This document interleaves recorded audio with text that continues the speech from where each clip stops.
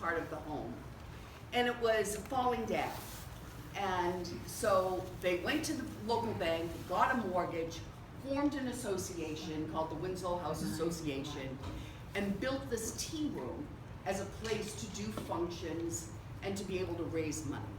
And it was a tea room at the beginning, and that's, you know, it functioned that way, and it was able to raise some funding on a perpetual basis, which is something that I think is really important for all historic institutions today to remember.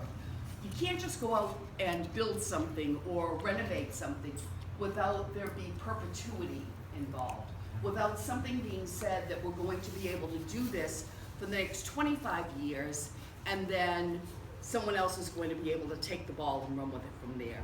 So perpetuity is important, and that's why this place was built, this room that we're sitting in. And wouldn't they be pleased to know that here we are at a fundraiser for, you know, part of the reason that we're here is the Winslow House Association, and that their dream is coming to fruition, that we are here in this very little tea room doing a fundraiser.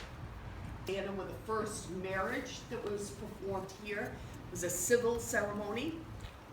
We heard a lot about that in the news today, mostly about same gender, but at that time it was not performed as a religious sacrament in the church.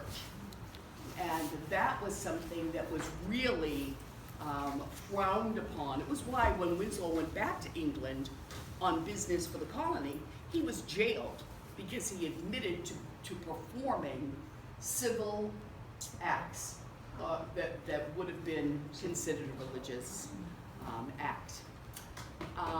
His wife was Susanna. She was the mother of the first native-born governor here, Josiah Winslow. And she was the one that gave birth to the first baby born here, Peregrine White. So there were a lot of firsts that were part of that. Ancestor of yours, Bob? Yeah, grandson. There you go. So there were a lot of firsts with the Winslow family. This house they never saw. Their original structure was across the street. There's been archaeological digs that have been done, so we know where exactly that was. But this house was built by Edward Winslow's grandson. And the date is a little, we say it's 1699. I know Professor Candy from Boston University said anything that has a 99 as far as a date is concerned, the red flags go up. It's like they're trying to keep it in that past century.